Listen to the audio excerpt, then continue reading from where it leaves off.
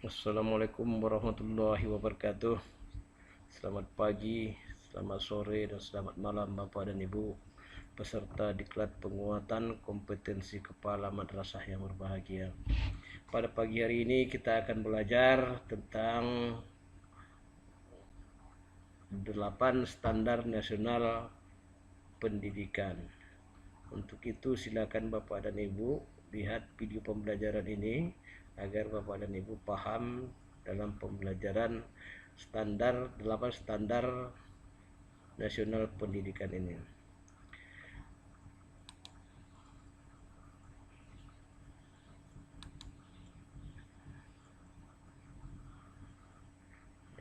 Delapan standar nasional pendidikan, ya, atau yang dikenal dengan istilah SNP atau Standar Nasional Pendidikan. Standar Nasional Pendidikan yang kita gunakan sekarang ini ada beberapa peraturan yang terkait dengan 8 standar tersebut. Yang pertama adalah Peraturan Pemerintah Republik Indonesia Nomor 32 Tahun 2013 tentang Standar Nasional Pendidikan. Perubahannya atas perubahan Peraturan Pemerintah Nomor 19 Tahun 2005.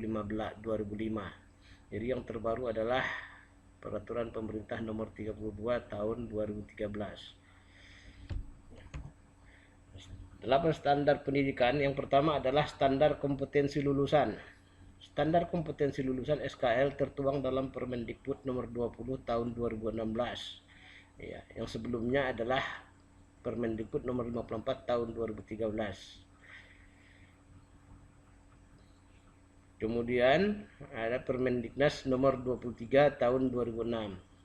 Kemudian standar isi. Standar isi tertuang dalam Permendikbud nomor 21 tahun 2016, di mana di dalam Permendikbud tersebut tertuang KI dan KD. Dan yang terbaru sekarang adalah Permendikbud nomor 37 tahun 2018. Itulah yang kita gunakan sehari ini sekolah. Kemudian yang ketiga adalah standar proses. Standar proses tertuang dalam Permendikbud nomor 22 tahun 2016. Yang sebelumnya adalah Permendikbud nomor 65 tahun 2013 atau Permendiknas nomor 41 tahun 2007. Jadi yang terbaru saat ini adalah Permendikbud nomor 22 tahun 2016. Kemudian yang keempat, standar penilaian. Standar penilaian yang kita pakai saat ini adalah standar penilaian yang tertuang dalam Permendikbud nomor 23 tahun 2016. Kemudian yang kelima, standar pengelolaan. Standar pengelolaan tertuang dalam Permendikbud nomor 19 tahun 2007. Kemudian yang berikutnya adalah standar pembiayaan. Standar pembiayaan tertuang dalam Permendikmas nomor 69 tahun 2009. Yang ketujuh, standar sarana dan prasarana, yaitu Permendikmas nomor 24 tahun 2007. Kemudian untuk standar PTK ini ada terbagi beberapa standar. Yang pertama adalah standar tentang pengawas, yaitu tertuang pada Permendikmas nomor 12 tahun 2007.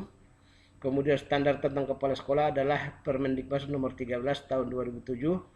Kemudian tentang kualifikasi akademik kompetensi guru, yaitu Permendiknas nomor 16 tahun 2007. Kemudian tentang standar tenaga administrasi sekolah tertuang pada Permendikmas nomor 24 tahun 2008. Kemudian Permendiknas nomor 25 tahun 2008 tentang standar tenaga perpustakaan sekolah atau madrasah. Kemudian Permendiknas nomor 26 tahun 2008 tentang standar tenaga laboratorium sekolah madrasah. Kemudian Permendiknas nomor 27 tahun 2008 tentang standar kualifikasi akademik dan kompetensi konselor.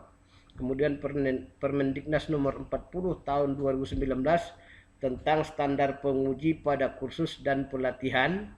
Kemudian Permendiknas nomor 41 tentang standar kualifikasi pembimbing dan kursus pelatihan. Kemudian Permendiknas nomor 42 tahun 2009 tentang standar pengelola kursus dan pelatihan. Yang kedelapan adalah standar pendidikan. Ya, standar PTK, pendidik dan tenaga pendidik tertuang pada Permendiknas nomor 43 tahun 2009, di mana tenaga administrasi pendidikan pada program paket A, B, dan C. Kemudian Permendiknas nomor 44 tahun 2009 tentang standar pengelola pendidikan program paket A, B, C, dan A, B, dan C. Standar kompetensi lulusan adalah kriteria mengenai kualifikasi kemampuan lulusan yang mencakup sikap, pengetahuan, dan keterampilan. Standar kompetensi lulusan, standar adalah ukuran kompetensi minimal yang harus dicapai peserta didik setelah mengikuti suatu proses pembelajaran pada suatu pendidikan. Baik Bapak dan Ibu, untuk standar-standar ini bisa kita lihat pada slide berikut ini. Yang pertama adalah standar isi. Standar isi yang terbaru adalah terdapat pada Permendikbud nomor 37, di mana disinilah dituangkan KI dan KD daripada pembelajaran yang ada di sekolah atau di madrasah saat ini.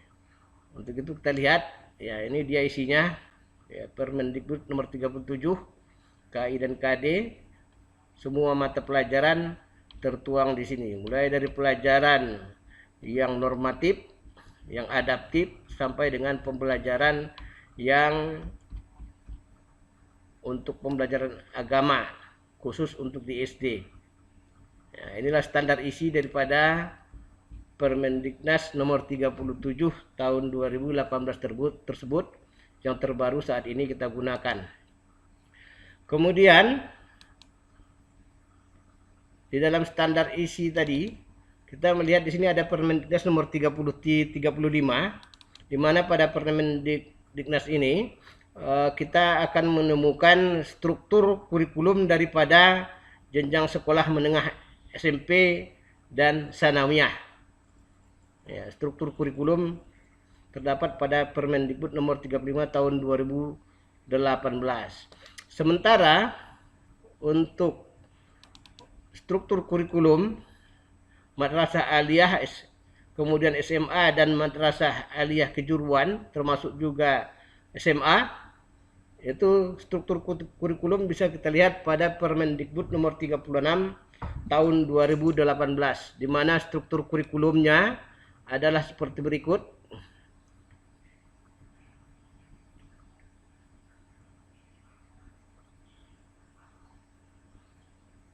Ya, ini struktur kurikulum daripada sekolah SMA.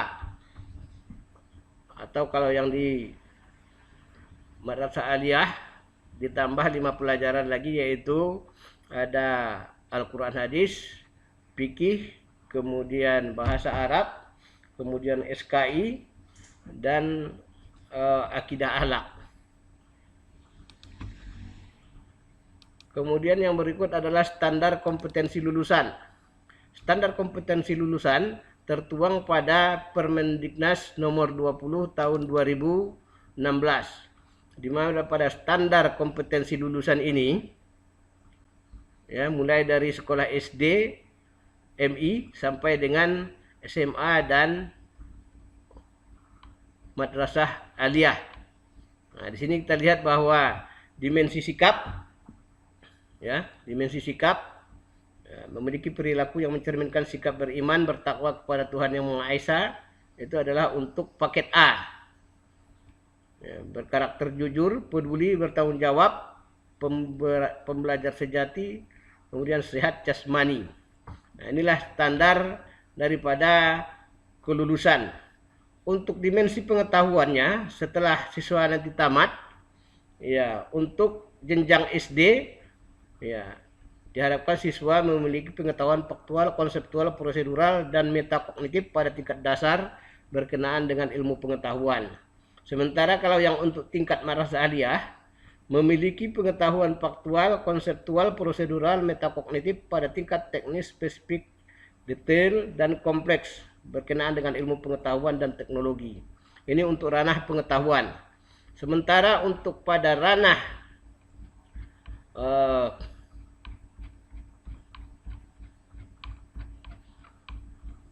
Ya, ranah keterampilan untuk tingkat SMA, memiliki keterampilan berpikir, bertindak, kreatif, produktif, kritis, mandiri, kolaboratif, dan komunikatif. Nah, inilah yang diharapkan standar kelulusan daripada tingkat madrasah aliyah atau SMA.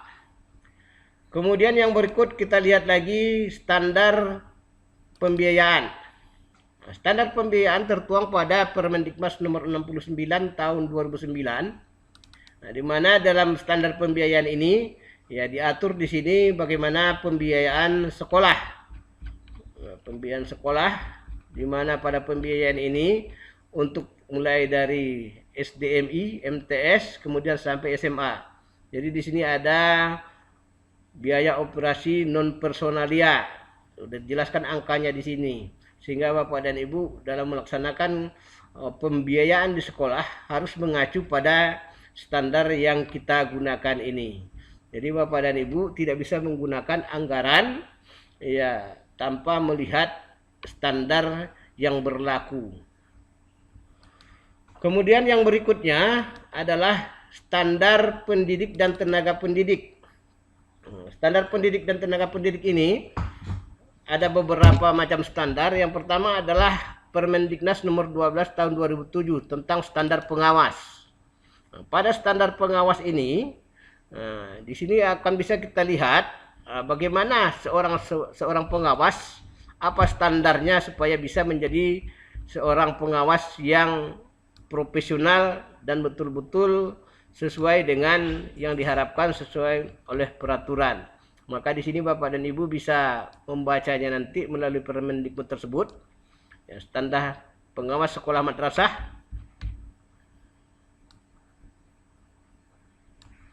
Ya, Bapak dan Ibu bisa nanti membacanya pada bahan ajar yang akan dibagikan ya, atau barangkali bisa Bapak dan Ibu share nanti melalui link yang akan diberikan oleh tenaga pengajar.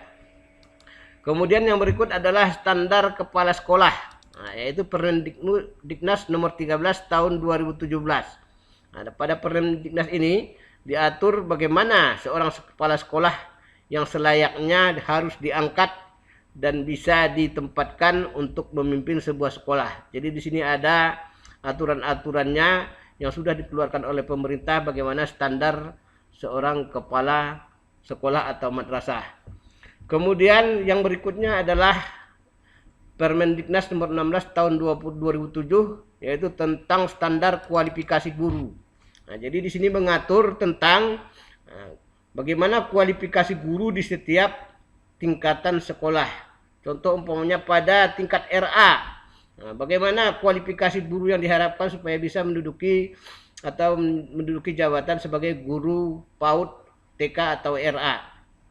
Kemudian juga diatur di sini tentang bagaimana kualifikasi guru SDMI, kemudian kualifikasi guru sekolah MTS dan SMP, dan juga di sini diatur bagaimana kualifikasi guru yang harus bisa mengajar di madrasah aliyah. Jadi Bapak dan Ibu dalam perekrutan guru, Bapak dan Ibu harus memperhatikan kualifikasi guru sebelum menerima guru tersebut untuk bisa mengajar di sekolah Bapak dan Ibu. Kemudian yang berikut adalah Permendiknas nomor 24 tahun 2008 yaitu tentang standar administrasi sekolah, yaitu di sini mengatur tentang bagaimana seorang administrasi yang harus diterima untuk dipekerjakan di sekolah Bapak dan Ibu.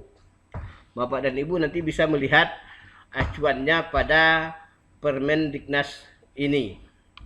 Sehingga Bapak dan Ibu tidak merasa kecewa ketika Bapak dan Ibu merekrut untuk tenaga administrasi di sekolah yang Bapak dan Ibu kelola. Kemudian yang berikut adalah Permendiknas nomor 25 tahun 2008 tentang tenaga perpustakaan. Nah, jadi Bapak dan Ibu sebelum mengangkat tenaga perpustakaan, Bapak dan Ibu harus melihat dulu Permendiknas nomor 25 ini.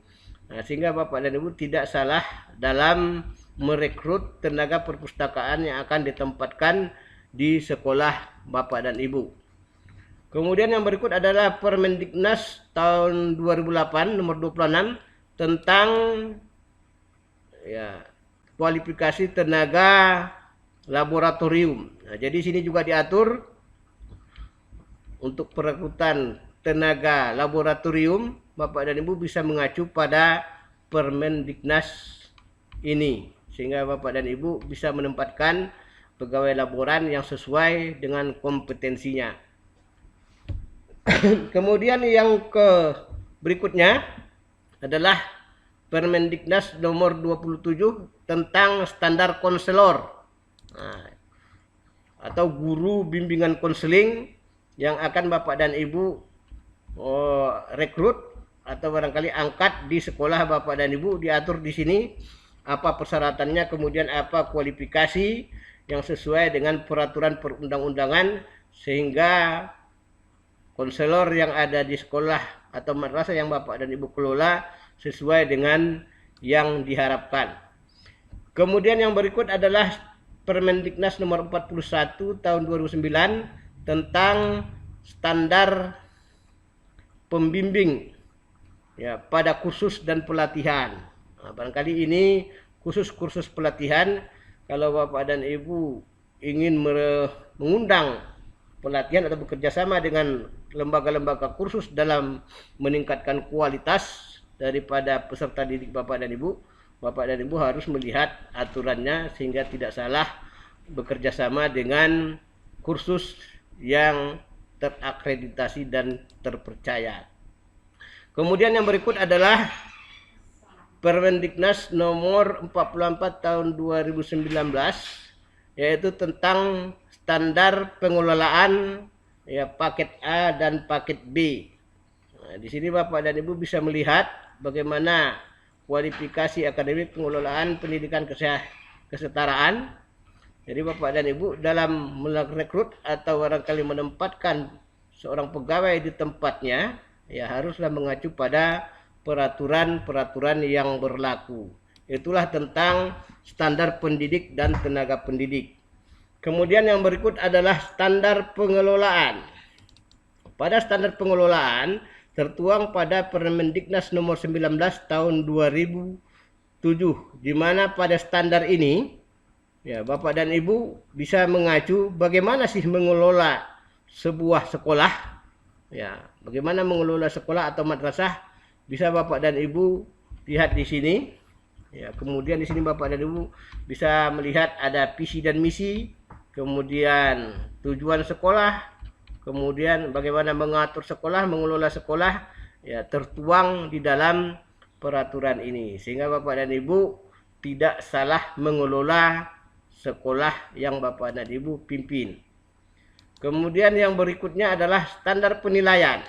Standar penilaian yang kita pakai sekarang adalah yang terbaru, yaitu Permendikbud nomor 23 tahun 2016. Nah, pada Permendikbud ini sebenarnya tidak diatur bagaimana penilaian di dalam sebuah sekolah atau madrasah, namun di dalam peraturannya atau di dalam penggunaannya sehari-hari, selain Permendikbud nomor 23 tahun 2016 ini, Bapak dan Ibu harus mempunyai buku pegangan tentang penilaian kurikulum 2013 yang terbaru, sehingga Bapak dan Ibu di dalam proses pelaksanaan menjalankan pembelajaran di sekolah, anak-anak atau siswa bisa dinilai secara objektif dan transparan, sehingga tidak ada anak yang akan dirugikan. Kemudian yang berikut adalah Permendikbud tentang standar proses, yaitu tertuang pada Permendikbud nomor 22 tahun 2016, di mana pada Permendikbud ini mengatur tentang bagaimana seharusnya proses pembelajaran yang harus dilakukan di sekolah atau di madrasah Bapak dan Ibu.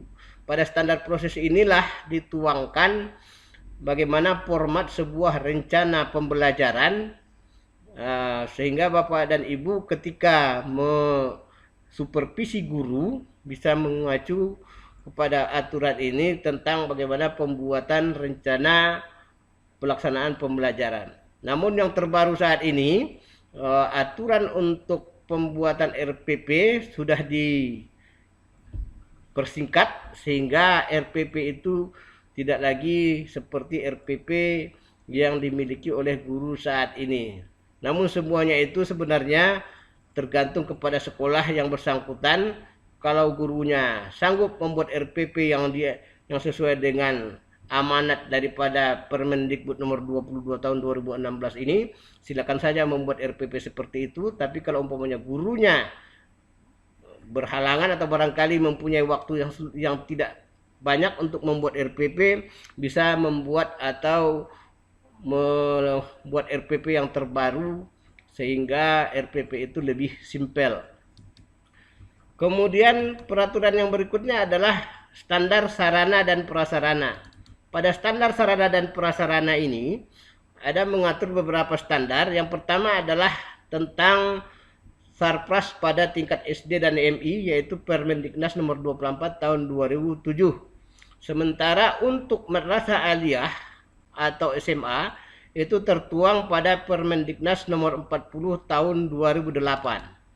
Pada standar ini, Bapak dan Ibu bisa melihat acuan bagaimana sih sarana dan prasarana yang harus Bapak dan Ibu lengkapi atau barangkali adakan di sekolah sehingga pembelajaran itu betul-betul efektif dan bisa menghasilkan output yang baik pada siswa sehingga sekolah Bapak dan Ibu ya menjadi sekolah yang sudah mengikuti standar nasional pendidikan. Bapak dan Ibu, standar nasional pendidikan ini mempunyai level yang berbeda-beda tergantung sekolahnya. Ada standar SNP-nya yang sudah level 2, ada yang level 3, level 4, level 5. Untuk mengetahui level daripada sekolah Bapak dan Ibu tentang pencapaian standar nasional pendidikan, Bapak dan Ibu tentunya harus terlebih dahulu melakukan evaluasi diri sekolah atau evaluasi diri madrasah. Sehingga dengan melaksanakan evaluasi diri madrasah tadi, Bapak dan Ibu tahu sampai di mana pencapaian standar nasional pendidikan untuk sekolah Bapak dan Ibu yang sudah kelola. Untuk melaksanakan EDS ini, Bapak dan Ibu nanti bisa barangkali mengambil software tentang aplikasi pembuatan EDS. Sehingga Bapak dan Ibu bisa melaksanakan evaluasi di sekolah Bapak dan Ibu, sehingga Bapak dan Ibu lebih mengetahui bagaimana sih profil mutu sekolah Bapak dan Ibu yang kelola. Sehingga Bapak dan Ibu mengetahui sampai di mana pencapaian 8 standar nasional pendidikan di sekolah Bapak dan Ibu. Untuk melaksanakan EDS ini, Bapak dan Ibu barangkali nanti bisa mengacu kepada software. Namun di sini bisa Bapak dan Ibu melihat adanya di sini draft manual mutu. Ya, pada draft manual mutu ini Bapak dan Ibu bisa melihat sejauh mana pencapaian 8 standar nasional tadi di sekolah Bapak dan Ibu. Ada aturannya di sini. Sehingga Bapak dan Ibu bisa melihat di sini aturan daripada manual mutu ini. Kita lihat di halaman 14. Bapak dan Ibu bisa melihat profil mutu daripada sekolah. Yang pertama di sini ada standar isi. Standar isi ini ada komponen, kemudian ada subkomponen, kemudian ada indikator. Jadi komponen-komponen apa saja yang termasuk dalam standar isi bisa Bapak dan Ibu lihat di dalam manual mutu. Kemudian yang kedua ada standar proses. Komponennya contohnya di sini ada perencanaan. Subkomponennya ada kualitas silabus. Kemudian indikatornya adalah kegiatan untuk menceritakan pembelajaran. Kemudian standar yang berikut adalah standar kompetensi lulusan atau SKL. Komponennya, ya, kemudian ada subkomponen dan ada indikator esensial. Kemudian ada standar kompetensi lulusan.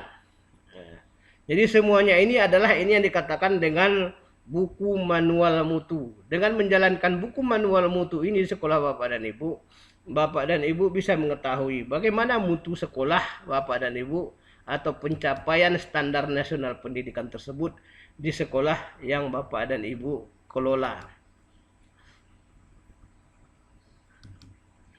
Nah, kemudian Bapak dan Ibu, pada pembelajaran ini Bapak dan Ibu disuguhkan sebuah kasus, dan untuk sebagai tugas silakan Bapak dan Ibu lakukan analisis kasus terhadap apa yang disajikan ini. Kita lihat kasusnya di sini. Ya.